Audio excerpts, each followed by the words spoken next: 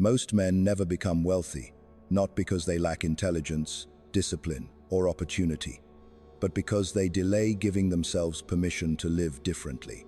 They postpone freedom as if it were a reward reserved for the end of the journey.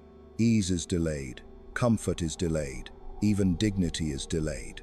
They convince themselves that real life begins later, after the breakthrough, after the raise, after the business finally works, after the number in the bank legitimizes their choices.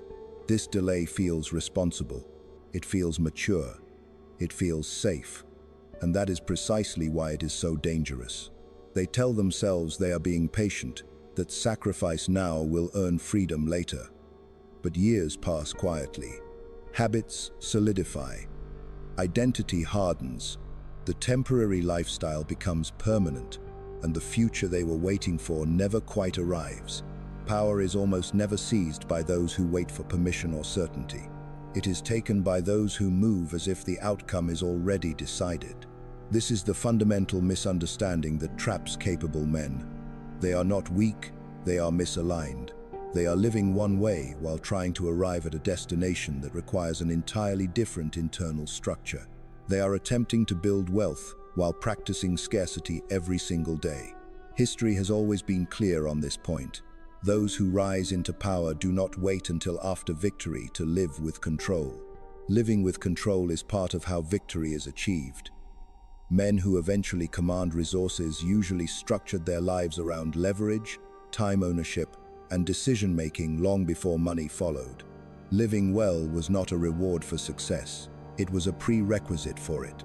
If you attempt to become wealthy while living like a struggling man, you wire your habits, your nervous system, and your self-image around survival.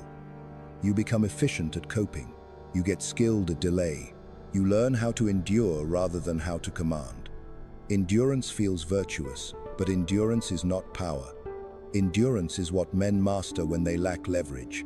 This wiring has consequences.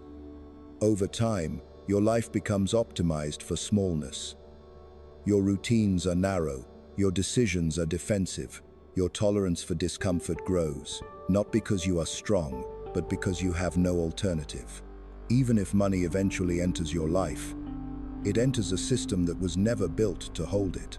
This is why so many men briefly touch wealth and then lose it.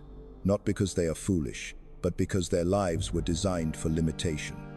Expansion feels unsafe to them. Autonomy feels reckless. Comfort triggers guilt. Wealth does not destroy these men. It exposes them. Fortune does not favor hope, it favors preparation. Preparation is not positive thinking or ambition. Preparation is structure. It is designing a life that can sustain freedom before freedom arrives. A man who has not learned how to live with autonomy will sabotage it the moment it appears. This is why the idea of living like a millionaire must be understood correctly. Most people misunderstand it completely. They imagine excess, irresponsibility, flash, and waste. That misunderstanding alone keeps them trapped. Living like a millionaire is not about luxury. It is about stability. It is about control over time. It is about removing unnecessary friction from daily life, so energy can be directed toward growth rather than survival. The elite studied throughout history did not wait until after they won to live well. Living well was part of how they won. They structured their days to protect focus, they reduced chaos, they minimized decision fatigue. They invested in speed and clarity. Money followed as a consequence of this structure, not as the cause of it. If you miss this principle, you can work relentlessly for decades and still arrive tired, resentful, and late. Hard work alone does not guarantee power. Alignment does. Before tactics, before formulas, before strategies and numbers, the mental architecture has to be corrected. Most people remain financially trapped, not because of external barriers, but because of inherited beliefs they have never questioned. These beliefs feel intelligent. They are praised socially. They sound responsible. And they quietly sabotage almost everyone who adopts them.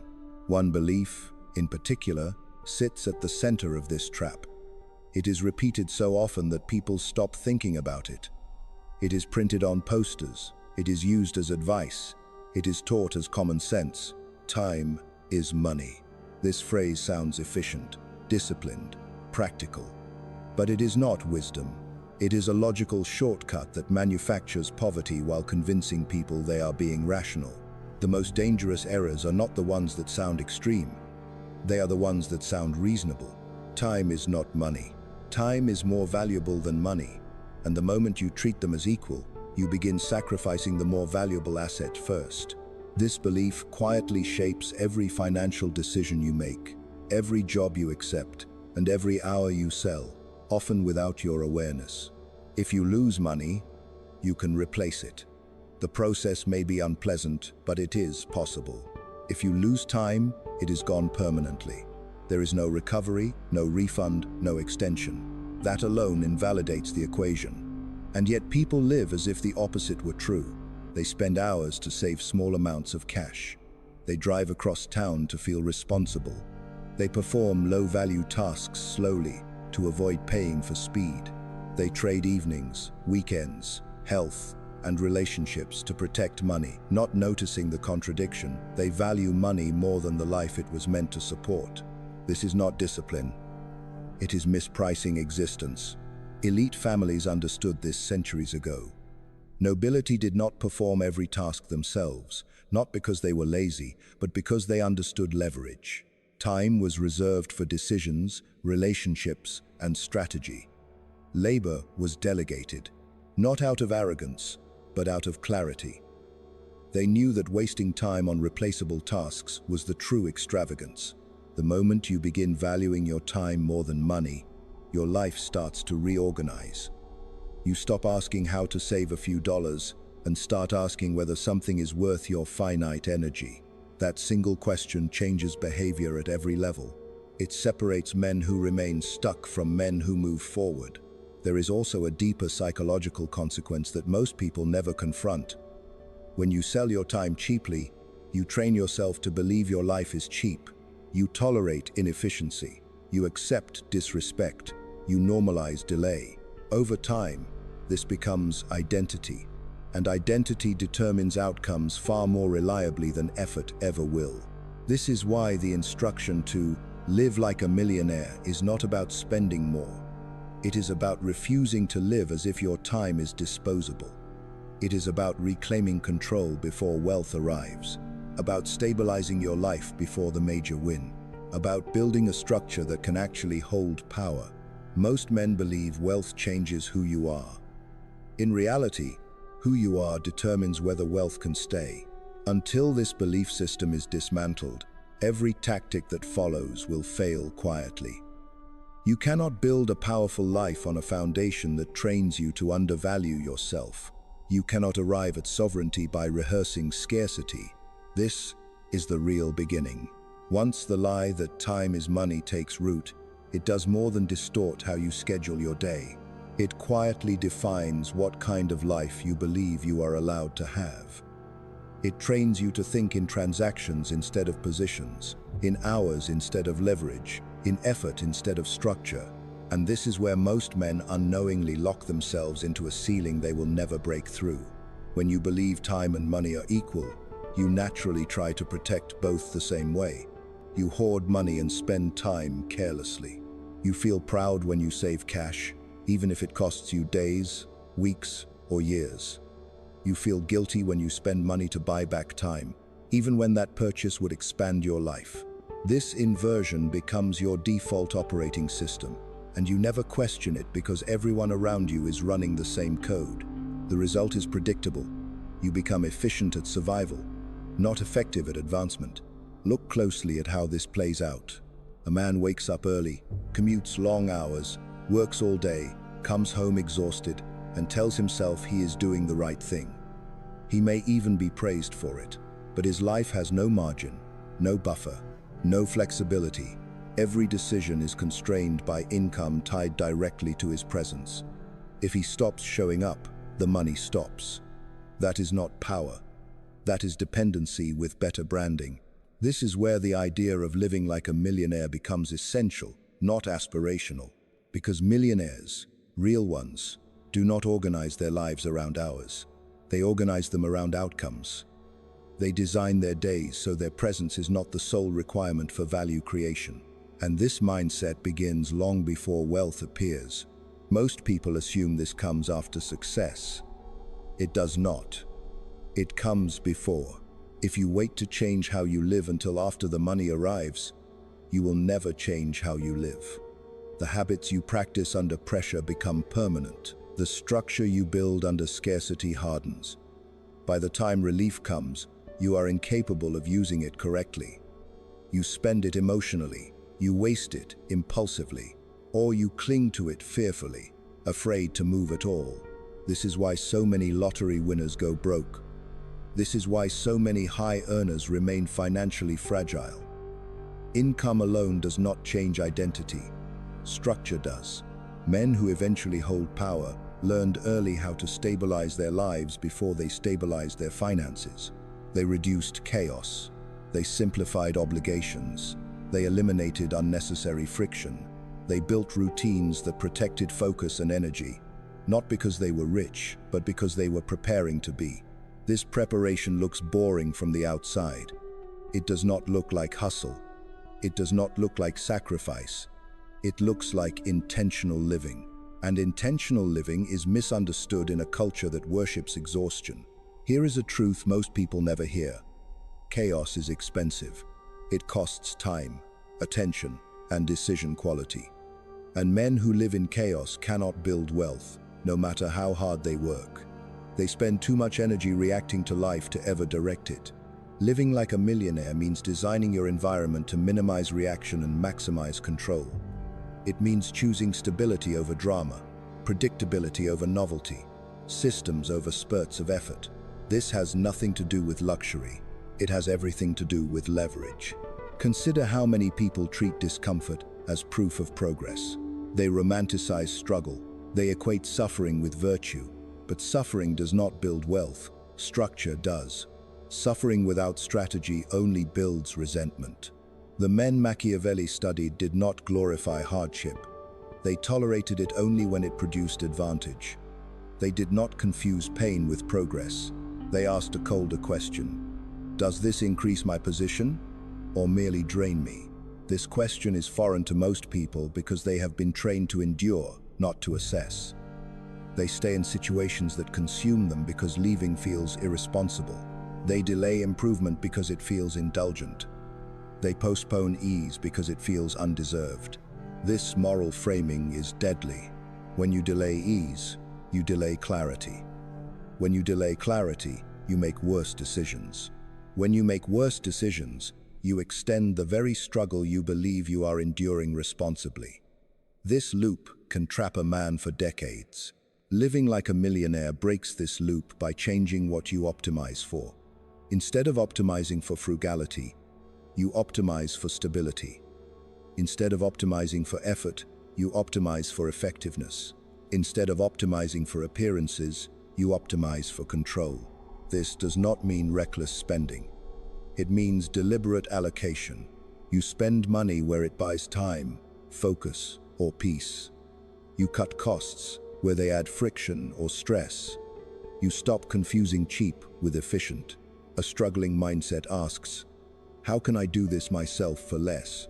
A wealthy mindset asks, who can do this better so I can move faster? The difference between these questions is the difference between stagnation and momentum. There is also an emotional component most people avoid acknowledging. When your life is unstable, your nervous system is always on edge. You operate from urgency. Urgency narrows thinking. It pushes you toward short-term relief instead of long-term positioning. You take jobs you hate. You accept terms you resent. You stay quiet when you should speak. All because survival is louder than strategy. Stability quiets that noise. And stability is not something you wait for.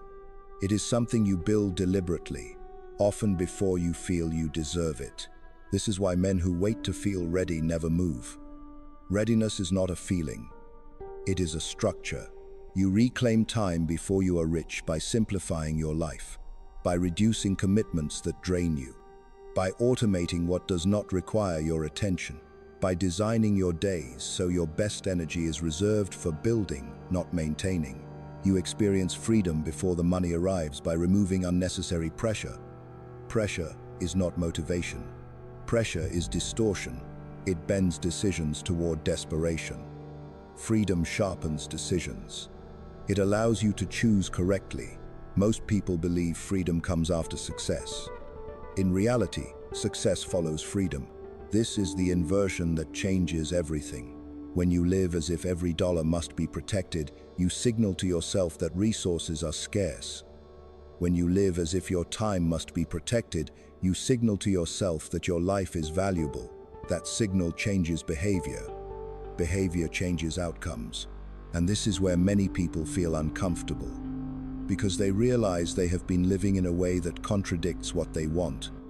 They want wealth, but they rehearse poverty. They want freedom, but they practice obedience. They want control, but they structure their lives around reaction. This contradiction cannot be resolved with tactics. It can only be resolved with identity. Living like a millionaire is not pretending. It is practicing. Practicing decision-making without panic. Practicing valuing time over appearances. Practicing stability over chaos. Practicing leverage over effort. Once you do this, something subtle shifts. Opportunities become visible that were previously invisible. Not because the world changed, but because your attention did. You begin to see where systems can replace labor, where delegation can replace exhaustion, where positioning can replace hustle. This is why some men seem to get lucky repeatedly. They are not lucky. They are calm. Calm men see patterns. Panicked men see threats. By the time money arrives, the calm man is ready. The panicked man is not. And this brings us to the next illusion that keeps people trapped, even after they begin valuing time correctly. Because many men accept that time is valuable, yet still believe the safest path forward is saving money slowly and obediently. Believing security accumulates the same way obedience does. That belief feels responsible. It is also mathematically catastrophic. And until it is dismantled, no amount of insight about time will set you free. Once a man begins to value time correctly, he often falls into a second trap that feels wiser, safer, and more mature than the first. He abandons recklessness, tightens discipline, and tells himself he is now doing things the right way. This is where the belief in saving as security takes over. It sounds conservative, it sounds intelligent, it sounds like adulthood, and it quietly guarantees that freedom will never arrive in a time frame that respects his life. Saving money, as most people are taught to do it, is not a strategy for independence. It is a strategy for obedience stretched over decades. This is where tradition masquerades as wisdom. Men inherit the belief that if they simply store money carefully, freedom will accumulate on its own, month by month, year by year, slowly but surely. But any system that collapses under simple arithmetic is not wisdom, it is illusion. Consider the math calmly, without emotion. If a man saves $100 a month, he feels disciplined, responsible, praised. At that rate, reaching $1 million would take over 800 years. That is not a plan. It is fantasy wearing the costume of virtue. Increase the number. Suppose he saves $1,000 a month. That feels impressive by modern standards. Even then, it takes more than 80 years. And that calculation ignores inflation, ignores opportunity cost, ignores the erosion of energy, creativity, and health. By the time the goal is reached, life is already spent. Most people save far less than that, which means, in practice, they are following a strategy that mathematically guarantees they will never experience meaningful financial freedom. Not because they are lazy, not because they lack intelligence, but because they were taught a rule that benefits institutions, not individuals. Banks understand this perfectly. They pay interest that rarely beats inflation. That means money sitting in savings is not growing in real terms. It is shrinking quietly while appearing stable. The illusion of safety is maintained while purchasing power leaks away. This is not accidental. Systems are designed this way. Men are encouraged to save because savings create capital for others to deploy. Your restraint funds someone else's leverage. This is why saving feels virtuous. It is obedience framed as responsibility. Now inform this thought experiment. Imagine a man receives a large sum of money unexpectedly, an inheritance, a business exit, a sudden windfall. What determines whether he is wealthy from that moment forward? Not the number in the account. The moment he begins spending the principal, the wealth disappears. The only sustainable path is to live on what the money produces, not the money itself. This reveals the core truth most people never articulate. Wealth is not money. Wealth is income that does not require your presence. This is the pivot point. The moment this becomes clear, the entire mental model collapses and rebuilds. Because now the question is no longer, how much can I save? But how do I get paid repeatedly? This distinction changes everything. A certain amount of invested capital produces a certain amount of monthly income. If that income covers your needs, your lifestyle is effectively the same as someone with the capital itself. Functionally, there is no difference. The freedom is identical. The stability is identical. The control is identical. This is why cash flow equals wealth. Not someday. Not after decades. Right now. Once you see this, saving slowly for decades begins to look absurd. The goal was never to hoard money. The goal was to stop trading your life for survival income. And the only way to do that is to create income streams that continue whether you wake up early or sleep in. This is how elites have always lived. Princes did not wake each morning asking how to earn. Their systems earned for them. Their lands, their trades, their arrangements generated continuity. Labor was for those without structure. Modern language disguises this truth, but the mechanics are identical. The wealthy are not those who work the hardest. They are those whose work continues after they stop working. Most people already live with continuity. They just do not benefit from it. Bills arrive every month automatically. Subscriptions renew without effort. Payments leave accounts like clockwork. This is unintentional obedience. Systems run whether you pay attention or not. The mistake is not automation. The mistake is automating only outflow and never inflow. Elites flip this arrangement. They design their lives so money arrives consistently, not occasionally. They build structures where payment repeats. Memberships, retainers, subscriptions, licensing, royalties, equity. Any system where value is delivered continuously and paid for continuously. This is not new. Guilds did it. Academies did it. Merchants did it. Modern technology simply made it scalable. A man who earns once must start over every month. A man who earns repeatedly compounds. This is why chasing one-off paydays is exhausting. You are constantly resetting to zero. Every month begins with anxiety. Every gap feels threatening. But when income arrives predictably, something fundamental changes. Decisions improve. Stress drops. Time opens. This is what people mean when they say money buys freedom. It is not the money. It is the predictability. Once income is stable, even if it is modest, your relationship with work changes. You choose work instead of clinging to it. You negotiate instead of pleading. You invest in quality instead of speed. Your nervous system exits survival mode. This is the foundation of what can be called the virtual millionaire. Not someone with status symbols or excess, but someone who lives with the stability and autonomy people associate with wealth long before the headline number appears. The appearance of power matters less than its function. Function is what counts. If a certain stream of income covers your needs, your life functions as if you were wealthy. The source matters less than the structure. And structure is something you can build deliberately, not wait for. This is why the obsession with saving is misplaced. Saving does not create systems. It creates delay. It pushes freedom further into the future while consuming the present. It asks you to endure now so you might live later. Many men die before later arrives. Creating cash flow, even small amounts, changes the timeline immediately. It respects life. It values time. It converts effort into continuity. Once this is understood, a new question emerges naturally. How do you build income streams without inheritance, without waiting decades, without gambling recklessly? The answer is not a secret. It is simply uncomfortable. You must stop thinking like an employee, even if you still work as one. You must start thinking like a system builder. You must ask how value can be delivered repeatedly instead of once, how problems can be solved continuously instead of episodically, how relationships can be structured instead of consumed. This requires a shift in identity. Employees are trained to sell hours. Builders are trained to design engines. And this shift is resisted emotionally because it feels unsafe at first.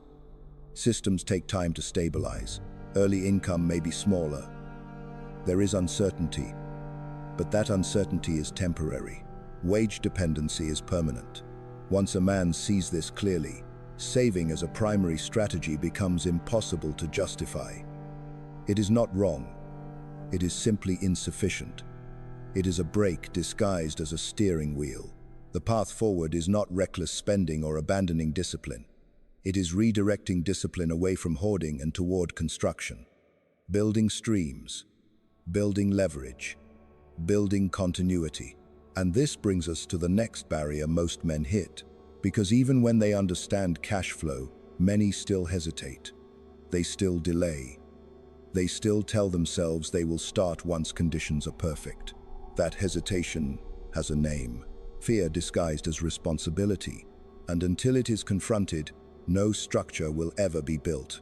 Once a man understands that cash flow, not saved money, is the foundation of freedom, he encounters a resistance that is no longer intellectual.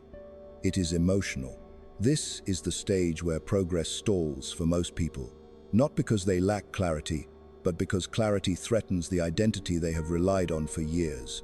The mind accepts the logic, but the body resists the implications. This resistance is usually dressed up as responsibility. I'll start once things are more stable. I just need a little more saved. This isn't the right time. I can't afford to take risks right now. Each sentence sounds prudent. Each one feels adult. And each one quietly postpones action indefinitely.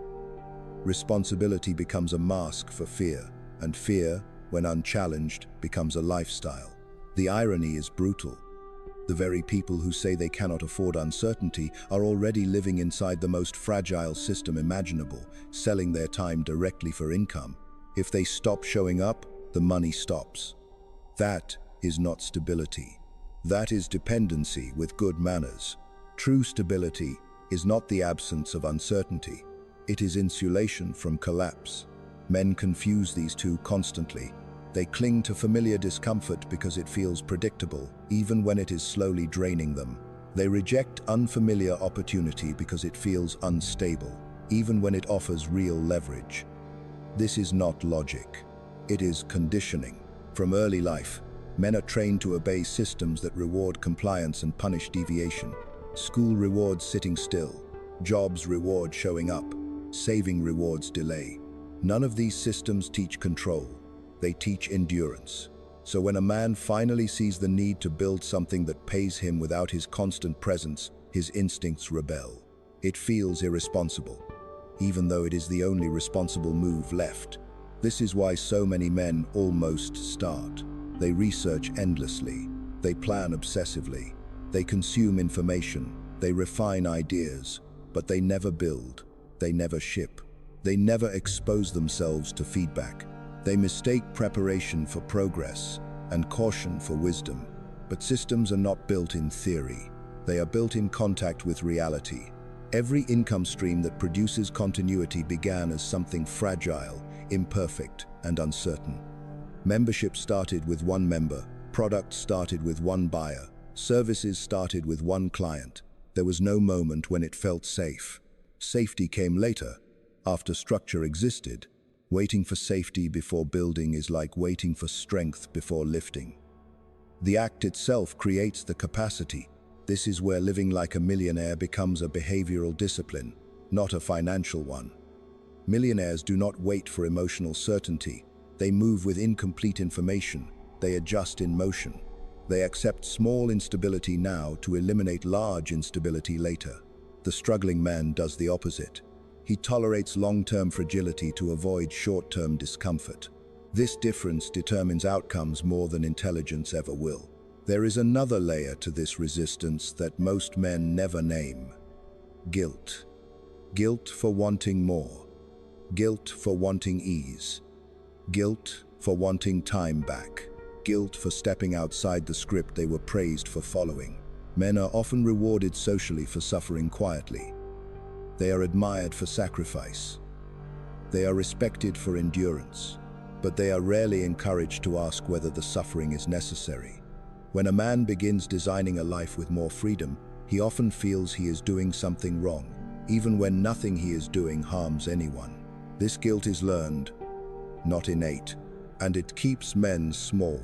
Living like a millionaire means shedding this guilt deliberately. It means rejecting the idea that struggle is proof of virtue. It means understanding that ease, when earned through structure, is not laziness. It is intelligence applied to life. Ease without structure is decay. Ease with structure is mastery. The goal is not to escape effort. The goal is to apply effort once, correctly, so it does not need to be repeated endlessly. This is what systems do. They store effort and release results over time. When a man finally commits to building systems, another shift occurs. His perception of work changes. Work is no longer something to endure. It becomes something to design. He stops asking how hard something is and starts asking how often it must be done. Repetition becomes the enemy, not difficulty. This is why systems thinkers appear calm. They are not avoiding effort. They are avoiding redundancy. And redundancy is what drains life. Think about how many hours are spent each year repeating the same tasks, solving the same problems, answering the same questions, starting from zero again and again. This repetition is normalized, even praised, but it is the quiet killer of progress. Systems eliminate repetition. They turn effort into assets. A man who lives like a millionaire looks at his life and asks one ruthless question. What am I doing repeatedly that could be structured once? That question alone can reshape an entire existence.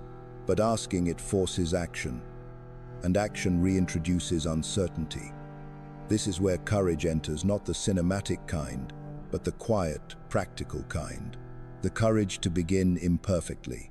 The courage to earn before being ready. The courage to look foolish briefly to avoid being trapped permanently.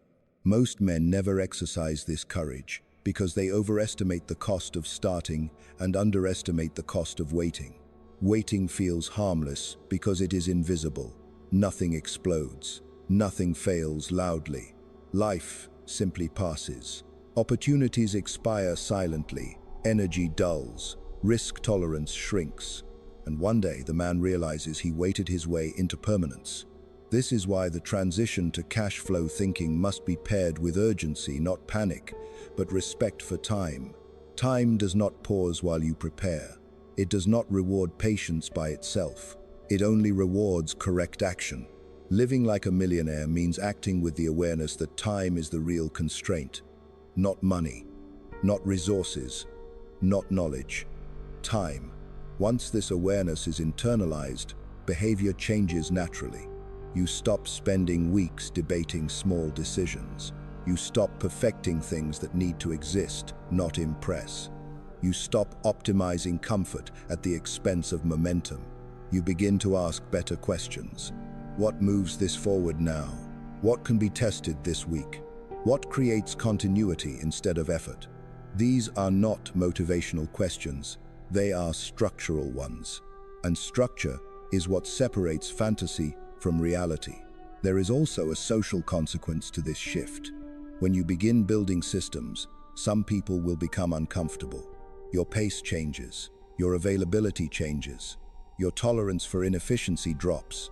You are no longer bonding through shared struggle. This can feel isolating at first, but this isolation is temporary. It is the space required for repositioning. Men who live trapped often mock those who build exits. They call them unrealistic, arrogant, risky. This reaction is predictable.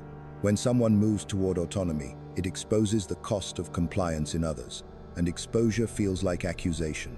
This is why conviction must be internal. External validation will not come early. It comes after results, not before. The man who waits to be understood before acting never acts. Living like a millionaire requires accepting temporary misunderstanding in exchange for permanent leverage.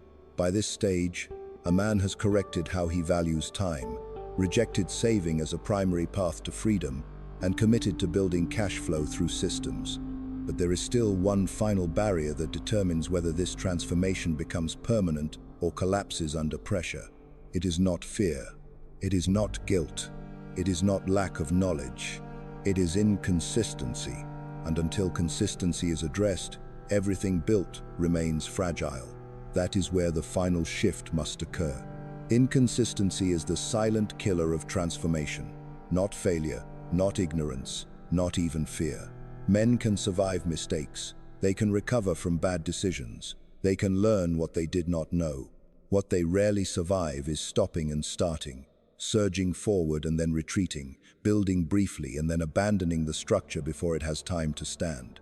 Most men think inconsistency is a discipline problem. It is not. It is an identity problem. A man who still sees himself as on the way will behave differently from a man who sees himself as already positioned. The first experiments cautiously. He dabbles. He treats action as provisional. The second acts as if maintenance is required, not motivation. He does not ask whether he feels like continuing. He continues because stopping would damage the structure he is responsible for. This is the final shift that separates those who escape and those who circle the same ideas forever. Living like a millionaire is not about intensity. It is about permanence. Most people approach change with bursts of effort. They sprint for a few weeks, feel progress, then slow down. They wait for inspiration to return. They let routines dissolve. Systems decay quietly when not maintained. Then they conclude that it didn't work, when in reality they simply stopped before it could. Systems reward consistency, not enthusiasm. A subscription business does not need daily reinvention. It needs reliable delivery. A product does not need constant excitement. It needs steady improvement. A cash flow engine does not require passion every morning. It requires upkeep. And upkeep is not glamorous. It is quiet. It is repetitive. It is boring to those who crave novelty. It is everything to those who want freedom. This is why most men fail at building leverage. They are addicted to beginnings. They love planning. They love learning. They love imagining outcomes. They hate maintenance. And maintenance is where wealth actually lives. The wealthy man understands this early. He treats his systems like responsibilities, not hobbies. He does not abandon them because of mood. He does not pause them because of doubt. He adjusts, but he does not quit. Quitting is expensive. It resets momentum to zero. This is also where identity must harden. At some point, a man must stop seeing himself as trying to build something and start seeing himself as someone who maintains structures. This is not semantic. It changes behavior. Builders try. Operators maintain. Wealth belongs to operators. Operators show up even when it is dull. They refine when there is no applause. They protect systems from neglect. They understand that boredom is not a signal to stop, but a sign that the system is doing its job. This is deeply uncomfortable for men raised on struggle narratives. Struggle feels meaningful, calm feels suspicious. When life begins to stabilize, many unconsciously sabotage it, just to feel something familiar. Chaos becomes identity. This is why some men escape poverty only to recreate it at a higher income level. They earn more, but spend more. They create complexity. They add obligations. They reintroduce pressure. They feel alive again, but trapped. Living like a millionaire means refusing this pattern. It means choosing boring stability over dramatic motion. It means protecting simplicity. It means resisting the urge to complicate life to feel important. Wealth is quiet. It does not need to prove itself daily. Consistency also requires boundaries. Systems cannot survive constant interruption. Many men undermine their own progress by staying overly accessible. They say yes to everything. They fragment their attention. They let other people's urgencies dictate their schedule. Then they wonder why nothing compounds. A man who lives with leverage guards his time aggressively, not out of arrogance, but out of responsibility. He understands that his systems feed not only him, but his future. Interrupting them casually is negligence. This often creates friction socially. People accustomed to your availability may resist your absence. They may accuse you of changing. They are correct. You are changing roles. You are moving from participant to architect. This transition is lonely for some time, but loneliness is temporary. Dependency is permanent. Another aspect of consistency that is rarely discussed is emotional regulation. Systems do not care how you feel. They respond to inputs. Men who allow emotions to dictate behavior create volatility. Men who allow structure to absorb emotion create resilience. This does not mean suppressing feeling. It means not allowing feeling to override commitment. You can feel uncertain and still publish. You can feel tired and still maintain. You can feel doubtful and still ship.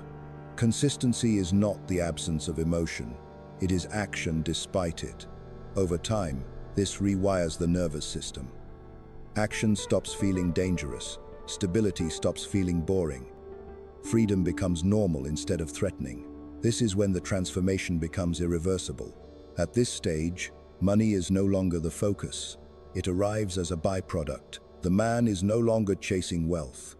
He is maintaining systems that produce it. His identity has shifted from seeker to holder. This is why the idea of becoming rich eventually dissolves. There is no moment where bells ring. There is no finish line.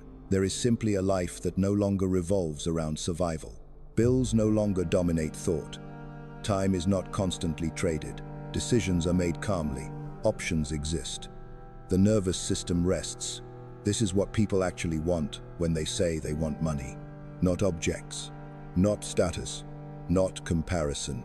They want relief from pressure. They want autonomy. They want the ability to choose. Those outcomes come from structure, not sudden windfalls. This is why the virtual millionaire concept matters. You do not wait to feel free. You build conditions that produce freedom incrementally. You reclaim hours before you reclaim dollars. You stabilize life before you scale income. You act like a man with leverage before leverage becomes obvious. By the time the numbers reflect it, the change is already old news internally. This is also why advice focused only on tactics fails. Tactics without identity collapse. Identity without consistency decays. Consistency without structure exhausts. Structure without leverage stagnates. Leverage without time control creates chaos. All pieces must align. When they do, life stops feeling like a test you are failing and starts feeling like a system you are running. At that point, money loses its emotional charge. It becomes fuel, a tool, a signal, not a source of self-worth or fear. This is the final truth most men never hear. Freedom is not granted. It is maintained. Maintained through consistency, through restraint, through boring excellence, through refusing to abandon structures just because novelty fades. Those who succeed are not the most talented or the most aggressive. They are the ones who stayed. Stayed when it was dull. Stayed when it was slow. Stayed when no one was watching. And because they stayed, their systems compounded quietly while others reset endlessly. Living like a millionaire is not pretending to be rich. It is refusing to live like someone who must constantly start over. Once you stop starting over, wealth has somewhere to land. And once it lands, it stays. Most men never become wealthy, not because they lack intelligence, discipline, or opportunity, but because they delay giving themselves permission to live differently. They postpone freedom as if it were a reward reserved for the end of the journey. Ease is delayed, comfort is delayed, even dignity is delayed. They convince themselves that real life begins later, after the breakthrough, after the raise, after the business finally works, after the number in the bank legitimizes their choices.